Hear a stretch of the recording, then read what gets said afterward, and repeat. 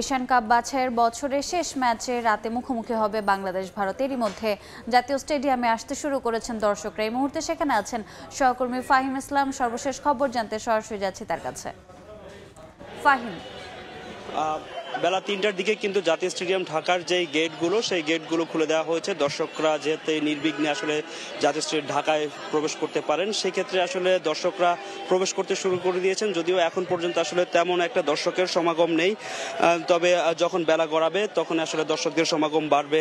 এখন পর্যন্ত আসলে আমরা দেখছি যে আসলে যে নিরাপত্তা ব্যবস্থা সেই নিরাপত্তা ব্যবস্থা কিন্তু আসলে জোরদার করা হয়েছে। কয়েকটা ধাপ পেরিয়ে কিন্তু দর্শকদেরকে স্টেডিয়ামে প্রবেশ করতে হয়েছে। আসলে যদি আমি ম্যাচটার কথা বলি, যে এই ম্যাচটা আসলে সাউথ এশিয়ান ডার্বি বলা হয়, সেই ম্যাচটাকে এই ম্যাচ ঘিরে আসলে সমর্থকদের মাঝে যেমন উন্মাদনা, তেমন সেই উন্মাদনা কাজ করছে আসলে ফুটবলারদের মাঝেও। এই ম্যাচ জিতে আসলে এই যে বছরের শেষ খেলাটা, সেই বছরটা আসলে শেষ করতে চায় বাংলাদেশ ফুটবল দল। তবে দর্শকদের একটা কথা জানিয়ে রাখতে চাই যে আসলে যে ভারতের যে বিদেশি বংশোদ্ভূত ফুটবলার রায়ান উইলিয়ামস, তিনি যাকে আসলে ভারত উড়িয়ে নিয়ে এসেছে কোনো এনওসি ছাড়া, তিনি কিন্তু আসলে বাংলাদেশের বিপক্ষে খেলতে পারছেন না শেষ পর্যন্ত। ফিফা এবং কি যেই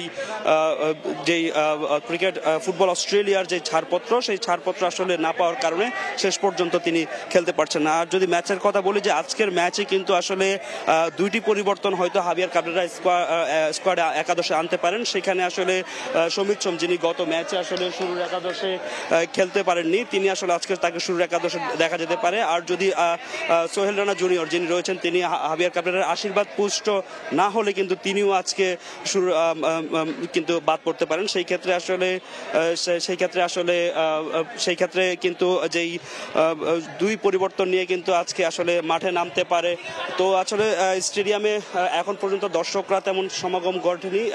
তো জাতীয় স্টেডিয়াম ঢাকা থেকে ভারত ও বাংলাদেশ ম্যাচের খবর নিয়ে এই ছিল আমার কাছে সবশেষ। সরাসরি যুক্ত ছিলাম জাতীয় স্টেডিয়ামে।